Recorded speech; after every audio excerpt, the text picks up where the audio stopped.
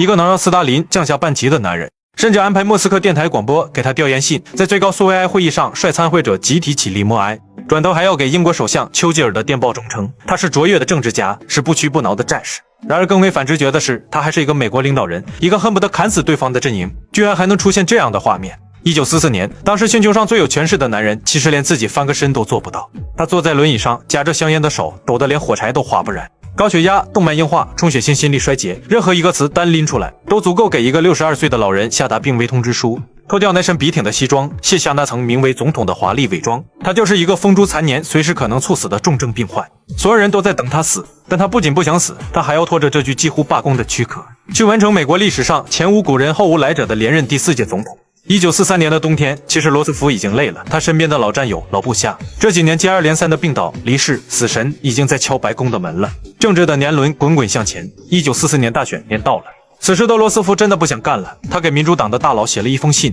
我的灵魂总在呼唤我，让我回哈德孙河畔的老家去。他只想回到乡下当个富家闲人，但他走不了，因为2封信死死地把他按在了那个座位上。一封由6000多个炼钢工人联名给他写的信，信中写道：我们知道您很累，但是我们没有办法，我们不能让您退职。另一封信写得更直戳心窝，当前世界忧患重重，请不要把我们撇下不管。罗斯福坐在轮椅上，看着窗外，战争的胜利确实就在前方，可战后的世界怎么分？同盟国里的那些老狐狸们各怀鬼胎，苏联的胃口怎么填？大英帝国的残局怎么收？那个能把全世界管起来的联合国大纲还在他的脑子里，没有真正落地。放眼全球，能在地缘政治的棋盘上同时压制住丘吉尔和斯大林，并把美国利益最大化的人，只有他自己。他给民主党的大佬罗伯特·汉尼根信中说：假如人民命令我继续担任这项职务，进行这场战争，我就像一个在火线上不能离开岗位的士兵一样，无权退下来。一个连笔都快握不住的垂死之人，硬生生把自己再次绑在了权力的战车上。1944年的大选，共和党杀气腾腾地推出了他们的王牌——纽约州州长托马斯·杜威。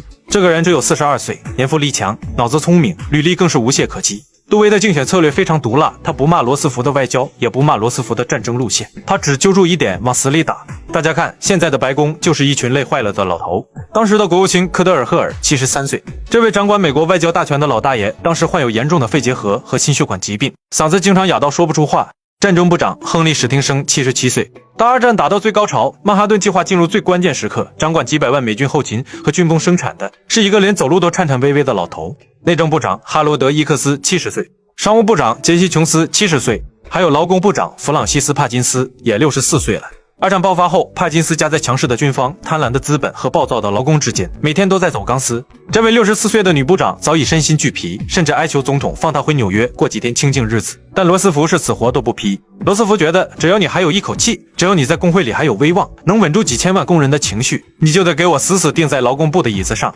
过去，罗斯福那群新政班底，老的老，残的残，牵扯利益最复杂的第2次世界大战中，罗斯福不需要那些精力充沛、满嘴新名词，但遇到大阵仗会腿软的小年轻。他需要的就是这群快要进棺材的老狐狸，因为这些人见识过一战的死人堆，经历过大萧条的过山车。罗斯福深知，这群老人的命就是美利坚霸业的燃料。燃料烧尽之日，就是新世界诞生之时。不久后，罗斯福在圣迭戈海军基地的一节火车车厢里广播了接受提名的演说，提出了他的竞选主题：1944年，我们的任务是什么？他说道：第一，赢得战争，迅速赢得战争，以压倒优势赢得战争；第二，成立世界性的国际组织；第三，为我们即将回国的战士和为所有的美国人建立一种经济体系，它将提供就业机会，带来像样的生活水平。为此，罗斯福在着手制定的一项新的经济权利法案中提出了这样的蓝图：人们有权从事有益的、有报酬的职业，人们有权挣得足够的收入，以便提供充分的衣食以及娱乐。每个农民都有权种植和出售农作物，其收益足以使他和他的家庭过着像样的生活。每个商人，不论大小，都有权在不受国内外不公平的竞争和垄断者控制的气氛中进行贸易。每个家庭都有权拥有像样的住宅，人们有权享受适当的医疗，人们有权得到适当的保护，在经济上不必担心年老、疾病、事故和失业。人们有权接受良好的教育。这些口号十分响亮，大会首轮投票就通过了对罗斯福的提名，但在副总统候选人上争夺激烈，因为民主党人都很清楚罗斯福的身体状况并不好，因此选副总统候选人才是真正的选下一届总统。后来民主党给罗斯福安排了一个叫杜鲁门的小伙，虽然彼时已经60岁了。罗斯福跟杜鲁门关系很一般，也没有怎么打交道过，但他有个优点，就是能稳住民主党内部的分歧。因为罗斯福之前的副总统华莱士是一个非常左的左派，而且很理想主义，无法妥协。而美国是一个处处都是妥协的地方。但杜鲁门有一个很大的问题，他作为在参议院混了10年的老油条，对罗斯福的新政和国内经济政策非常熟悉，而且很支持。但是罗斯福给他留下了很大的坑。罗斯福在骨子里其实只是把杜鲁门当成一个用来拉选票的工具人，根本没有把他当成接班人来培养。杜鲁门当了82天的副总统，在这82天里，罗斯福只单独接见过他2次。杜鲁门对当时耗资20亿美元、关乎人类命运的曼哈顿计划一无所知。罗斯福在雅尔塔会议上跟斯大林、丘吉尔达成了哪些秘密交易，怎么瓜分世界，在东欧和亚洲给苏联许诺了什么底线，杜鲁门全不知道。罗斯福跟丘吉尔通了上千封信，跟斯大林喝过伏特加，私底下有可能还一起唱过甜蜜蜜。这种大国领袖之间的私人默契，杜鲁门一点都没沾上边。所以罗斯福的许多微操，杜鲁门难以理解。1944年11月7日，罗斯福以多数票获胜连任。1945年1月20日，罗斯福第4任总统就职典礼仪式在白宫举行。公开的理由是战时不应搞铺张排场，但不少人心里明白，总统已经衰弱的没有力气经过宾夕法尼亚大街这条长长的游行路线去参加就职典礼了。在就职典礼中，罗斯福表示，战争让我们懂得，凭借自己的力量是无法独善其身的生活在和平当中的。我们的和平与富足，一定程度上依赖于其他国家的富足与和平。同时在演讲中，他还提到了他的中学校长皮波迪，他似乎一直没有忘记他这个校长的教诲。最后他告诉美国民众，和平的实现有赖于我们的信心和勇气，更有赖于我们内心的希望。如果对和平的信念充满担忧和疑虑，那么在谋取和平之时，我们就无法成功。只有当朋友才能真正的交朋友，获得永久的和平，需要我们满怀信心和希望的去努力。1945年1月6日，蝉联4届的罗斯福向第79届国会提交了1945年度国情咨文。罗斯福在国情咨文中就建立世界和平组织说，持久和平赖以为基础的国际合作并不是单行道。1945年这新的一年可以成为人类历史上成就最大的一年。1945年可以看到纳粹法西斯恐怖统治在欧洲的告终。1945年可以看到讨伐大军对帝国主义日本邪恶势力中心的包围。最重要的，1945年可以看到，而且必然看到世界和平组织的实质开端。为什么一个连坐轮椅都费劲的老人要在这个时候死磕这件事？因为在他的脑子里始终盘旋着一个幽灵，就是他的偶像伍德罗·威尔逊。一战结束后，威尔逊也曾满怀理想的去欧洲搞了个国际联盟，结果回国后被美国国内根深蒂固的孤立主义骂得狗血淋头，国会直接拒绝加入，国联成了一个笑话。随着二战美国参战，曾经在政坛烂大街的孤立主义被一扫而空，连最保守的共和党都在高喊美国有责任维持和平，参议院更是以85票对5票的压倒性优势支持建立国际权力机构。罗斯福知道时机到了，但怎么见？3年前他曾抛出了一个4警察设想，中英苏美4大国，像铁路警察各管一段，分管美洲、西欧、东欧和亚洲。罗斯福对这个设想进行了升级，在原有反法西斯联盟的基础上，建立一个常设机构联合国。但这里面有个现实的权力算计，在美英苏3家鼎立的牌桌上，丘吉尔精明，斯大林强硬，一旦举手表决，美国很难占到绝对便宜。为了保证美国在未来联合国的优势地位，罗斯福必须给自己找一个绝对可靠的铁票仓。他看中了中国。罗斯福关于建立联合国的构想很快取得了英苏2国的赞同，并且出现了最初的联合国组织，这就是1943年11月由美国牵头建立的联合国救济总署。它的任务是向受战争破坏地区的人民提供衣食住行医等方面的援助和服务，以创建一个更加稳定的世界。但紧接着，罗斯福连商量都没跟各国商量，直接指派了赫伯特·莱曼去当1把手，但没人反对。这是一次是罗斯福的测试，联合国救济总署的试水成功，让罗斯福确信全世界已经向现实低头了，真正制定底层规矩的时机成熟了。之后，在1944年7月，美国新罕布什尔州一个叫布雷顿森林的偏僻酒店里，迎来了44个国家的代表。在这里，美国财政部长亨利·摩根索向世界抛出了一套貌似极其完备的战后金融图纸。这场会议的核心是重建战后国际经济新秩序，并确立一套全新的世界货币体系。实际上就是大家坐在一起，开一场1929年大萧条的反思大会。为什么要反思？因为二战到底是怎么打起来的？在座的精英们心里跟明镜似的。30年代大萧条爆发，全球经济崩盘，各国为了保住自己的饭碗，大家疯狂让自家货币贬值，狂拉关税，互相割韭菜，最后经济账实在算不平了，大家一拍桌子，算个屁，直接拿枪去抢吧。所以在布雷顿森林，美国代表清了清嗓子，向全世界抛出了一个直击灵魂的方案。各位，没规矩瞎胡闹的下场你们看到了吧？为了不让大家以后再互相投毒，现在必须得立个规矩，而这个维持秩序的庄家委屈一下，我来当。在绝对的实力碾压下，会议定下了一条毫无讨价还价余地的铁律，建立以美元为中心的世界货币体系。核心就是一句话，各国的货币直接和美元挂钩，而美元直接跟黄金挂钩。在当时确定35美元兑换1盎司黄金。这意味着以前不可一世的英镑、法郎统统靠边站，以后全世界做买卖都得认美国的绿色小纸片。为了把这套当铺系统合法化，会议还成立了2个超级机构：国际货币基金组织和世界银行。世界银行91亿美元的总资本，美国一家就砸了31.75亿。金融世界的规矩向来简单粗暴，谁出钱多谁说了算。美国直接拿走了1/3的表决权，从人事任命到资金放贷，名正言顺的全盘控死。利用救助确立领导地位，拿着大萧条的血泪教训当大棒，再用贷款和黄金绑定全球货币。罗斯福在这个没有硝烟的战场上连哄带吓，兵不血刃的拿到了未来半个多世纪的全球记账权。但这套精密的图纸要在废墟上真正施工，还差最后也是最凶险的一关。布雷顿森林的账本算得再精，如果牌桌对面的斯大林和丘吉尔不点头，这套系统就永远落不了地。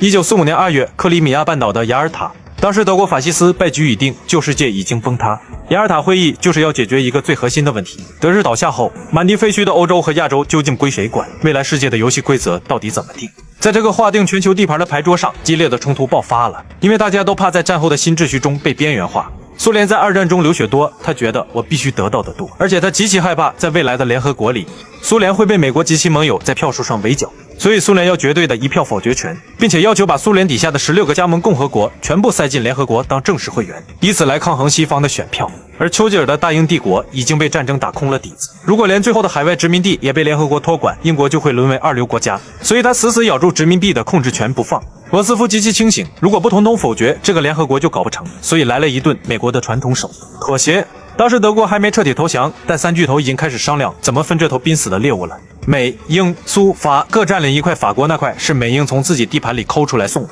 为了多拉个抗苏的帮手，整个2战是因为德国闪击波兰打起来的，但波兰在雅尔塔的命运就像是一个带轮子的家具，被大国随意推来推去。斯大林强硬要求波兰的东部领土划给苏联，作为补偿，把德国的东部领土划给波兰，等于把整个波兰在地图上向西平移了几百公里，并且未来的波兰政府必须是亲苏的，因为历史上拿破仑和希特勒都是从波兰这条走廊打进俄国的。斯大林哪怕掀桌子，也必须在苏联和西方之间建立一个绝对安全的物理缓冲带。罗斯福权衡再三，捏着鼻子认了。但罗斯福这么一妥协，就等于卖了东欧的老铁们。美国还没正式参战时，罗斯福发表的大西洋宪章明确写着民族自决。这份宪章当时给了波兰流亡政府和无数被占领国极大的精神支撑，他们以为打完仗就会迎来新世界。对于大国领袖来说，牺牲几个东欧国家换来世界大战的提前结束和全球霸权的框架，这是一笔极具性价比的政治交易。但对于东欧的老百姓来说，这意味着他们要被迫拉下冷战的铁幕，在极度压抑的阴影下熬过漫长的40多年。这40多年里，东欧的老铁们在经济上发展的十分畸形，精神上十分的压抑。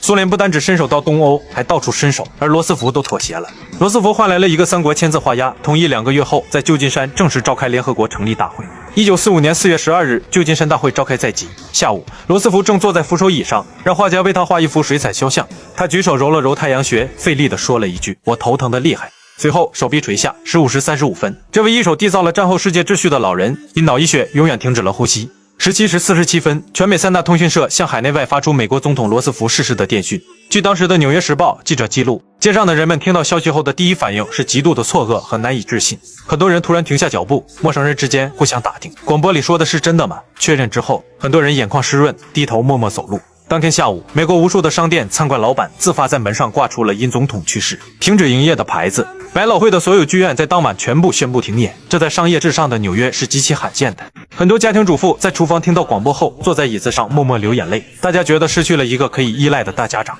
在2战前线，对于当时很多18、19岁的年轻士兵来说，从他们有记忆开始，美国的总统就只有罗斯福一个人。根据美军随军记者和士兵回忆录的记载，在冲绳岛战役的泥泞战壕里，在即将向柏林推进的欧洲前线，很多连长、营长在宣读讣告时声音哽咽，士兵们摘下钢盔，低着头默默祈祷。一名名叫休西德尼的年轻水兵在日记中写道：“我们突然觉得自己像是一群离家千万里，却突然失去了父亲的孤儿。”罗斯福去世后，没有举行什么浮夸的仪式，载着他灵柩的火车从南方的佐治亚州出发，以极慢的速度驶向华盛顿，最后前往他的老家纽约海德公园。这条长达上千英里的铁路线成了美国老百姓自发的情感宣泄口，没有强制的组织，但沿途的铁路两旁日夜站满了数以10万计的美国人。在夜里，农民们开着皮卡车来到铁轨边，打开车灯照亮铁轨，成千上万的黑人佃农站在田野里，脱下帽子，对着缓缓驶过的列车唱着黑人灵歌。当时美国最有名的哥伦比亚广播公司播音员阿瑟·戈弗雷负责在华盛顿进行灵柩送葬队伍的现场直播。他在麦克风前泣不成声，断断续续地说：“上帝啊，原谅我，我实在是说不下去了。”随后